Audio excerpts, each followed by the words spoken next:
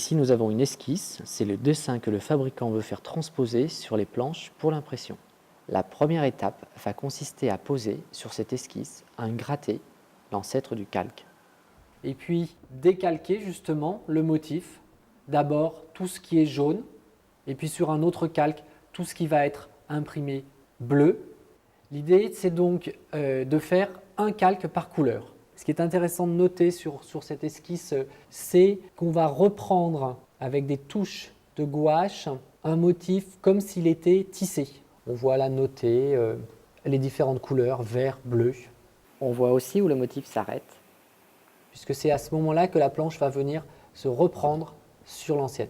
Donc les contraintes techniques, c'est le format de la planche, le nombre de couleurs et la précision. Une fois que la séparation de couleurs a été faite, on va reporter à l'aide de ce papier huilé sur la planche d'impression le motif que l'on souhaite, qui va être ensuite gouaché à la couleur vermillon afin que le graveur puisse savoir ce qui est à garder et ce qui va être enlevé. Et donc nous reporterons chaque gratté sur les planches autant de fois qu'il y aura de couleurs. Les planches, il y avait quelqu'un qui les faisait, vous voyez.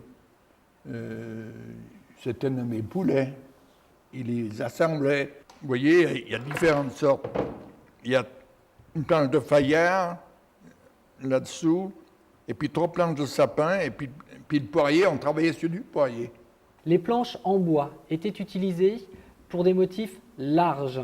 Les motifs fins vont vite s'user et casser à force d'être trempés dans la couleur qui est à base d'eau et d'être manipulés. On va utiliser un petit outil en métal qui s'appelle une gouge, qui est en acier et qui est creuse à l'intérieur. On va ainsi fabriquer tout le motif et le graver. On donnait 2 coups de marteau pour planter la gouge, là, et pour relever un coup. Ça faisait pam-pam-tic. On passait dans les rues de Bourgoin, on entendait pam-pam-tic, pam-pam-tic, pam-pam-tic. Et on disait, ça c'est un graveur. Il est après travailler.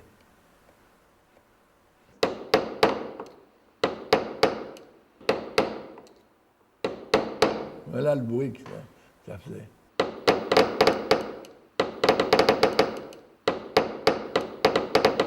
Une fois qu'il est gravé, on va utiliser ce qui s'appelle une butte à vent. C'est pour enlever le restant du bois après la coupe, pour découper le bois. Alors on faisait sauter, mais on peut le faire sauter aussi bien avec un ciseau à bois. L'incrustation de lamelles de laiton dans le bois va permettre d'obtenir des finesses. On va faire passer ce fil de laiton au travers de la filière pour lui faire obtenir la forme qu'on souhaite.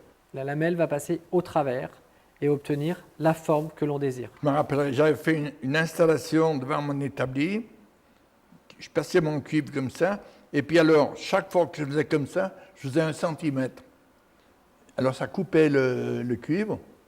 Hein, et comme ça, on pouvait le planter après directement dans la planche.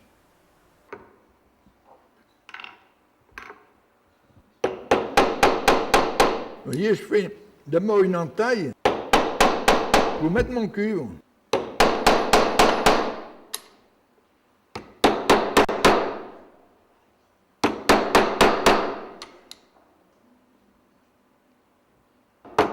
Alors on avait une hauteur, naturellement.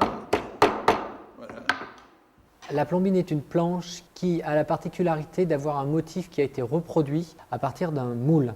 Le moule est fait dans un bois de tilleul qui va être dit debout, c'est-à-dire avec le fil dans le sens de la hauteur. Sur la surface du tilleul, on va graver avec une pointe chauffée à blanc de façon à obtenir un motif qui sera incrusté dans le bois. Une fois que le motif est obtenu, on va pouvoir mouler avec un mélange de plomb, d'étain et d'antimoine qui va permettre de reproduire le motif autant de fois que nécessaire.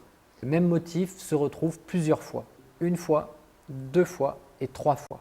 Vous avez là le début d'une impression avec la première couleur, le certi qui est obtenu avec la plombine en couleur noire sur le tissu. Ensuite, la couleur rose qui est obtenue avec une planche entièrement gravée en taille d'épargne. Et puis enfin, cette 3e couleur qui a été posée pour les petites fleurs bleues dans lesquelles viendront s'incruster un peu plus tard les cœurs jaunes.